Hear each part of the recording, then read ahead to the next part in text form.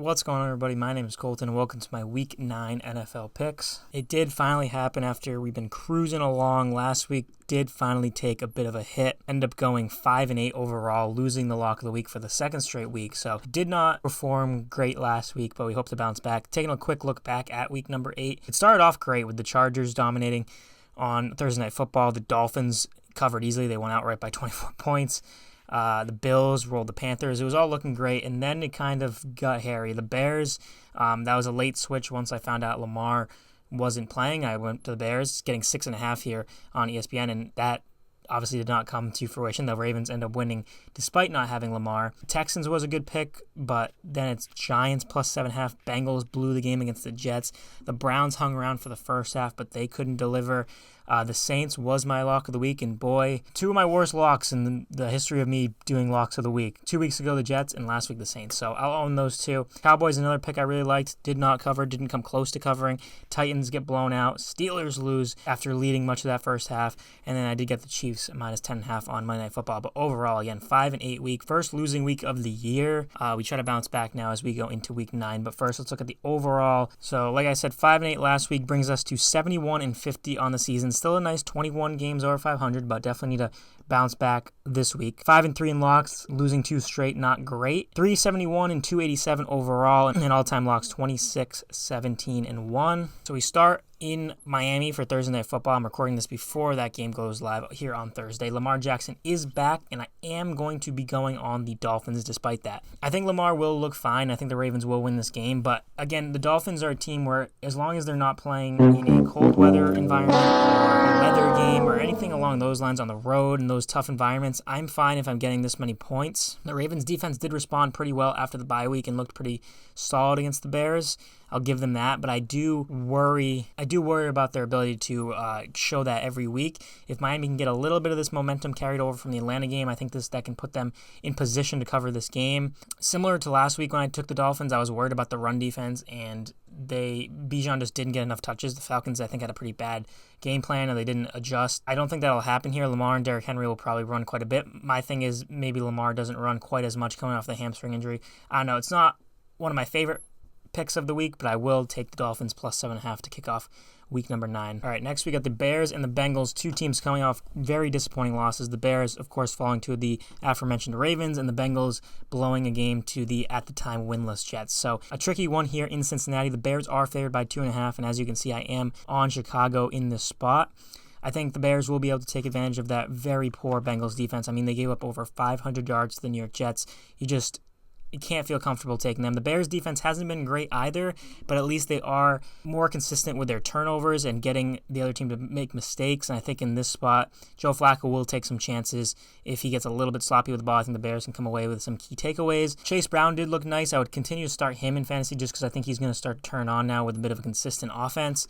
But I think this might be a little bit higher scoring, but I do take the Bears here on the road. I think they bounce back and get to 5-3. All right, next we got the Vikings and the Lions. Carson Wentz kind of had done dirty last week by the Vikings organization by being thrown out there and kept in there despite clearly being in pain. He's now out for the year. J.J. McCarthy is set to return. I have been pretty down on J.J. McCarthy in general, so I cannot back them in this spot. I'm going to lay the 8.5 with the Lions. I know this will be probably a very popular pick, a little concerning, but I just don't know what leads me to pick the Vikings in this spot. On the road, young quarterback that hasn't really shown much yet against a team that is really finding their stride again. They did have the hiccup against the Chiefs, but overall the Lions have looked similar to the past few years in terms of their running game has been highly effective, their defense has been decent, their O-line is still not bad despite losing the key guys that I had mentioned so many times earlier in the season. So really the Lions have come together quite nicely, and I think in this spot in divisional game, it is scary to lay that many points, but I just cannot bring myself to take 8.5 with the Vikings. All right, I think this is kind of the grossest one of the week. I'm going to take the Panthers plus 12.5. I think this is a letdown spot just a little bit for the Packers. I don't think they're going to lose the game outright,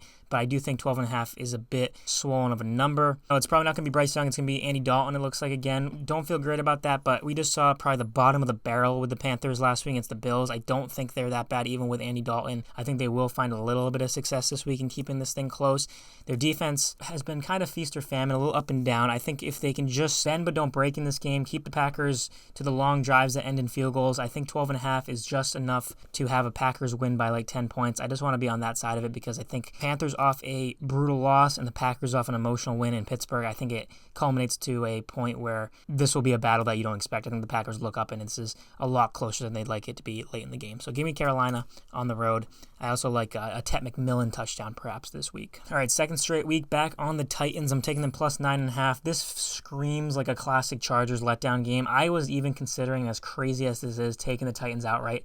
I didn't end up doing it. I'm going to pick the Chargers to win the game, but I do think 9.5 is too many here. I think the Titans are going to stumble into a decent game. Cam Ward has like not long flashes of great play, but he has moments. And I think, again, the Chargers just kind of have this history of letdown spots. They still don't have Hampton. They bounced back in a great way against Minnesota. They needed that win. I'm not completely sold until they get fully healthy. If they can consistently run the ball. I know the Titans are atrocious. I just have a sneaky suspicion. This is kind of the gut feeling play of the week, that the Titans are going to make this a lot closer than you look at this and you're like, oh, it's got to be the Chargers. I mean, you see here 82% on LA.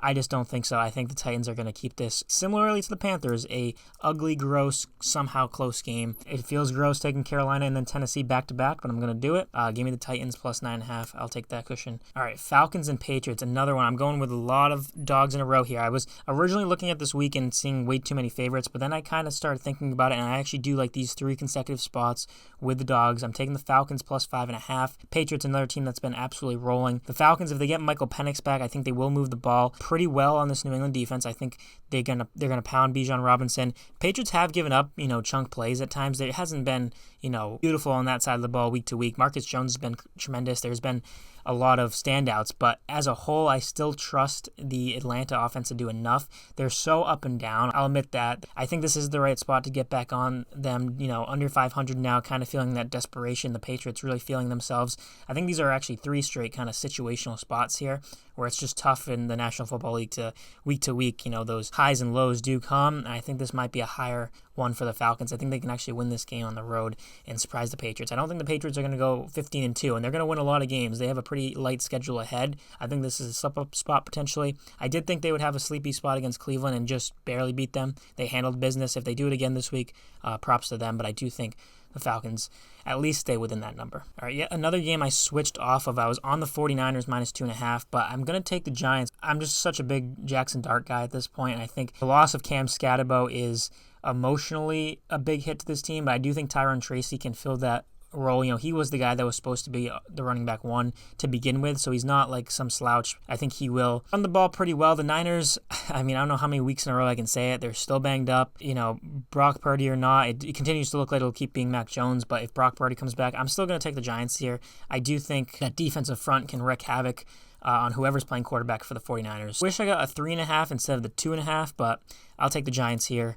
And take my luck with a team that should continue to be frisky down the stretch. All right, back on a favorite here. I'm taking the Colts minus 3.5 on the road in Pittsburgh. The Steelers their defense looks so bad. Their secondary is not good. They're an old defense. They give up chunk plays. They give up long drives. They give up pretty much everything. I just don't trust them at all, and their offense is not good enough to be a countermeasure to that. They're just not forming in a consistent way. Rodgers did some good things last week in that revenge game against Green Bay. They're up 16-7. I was on them. I had a little bit of faith.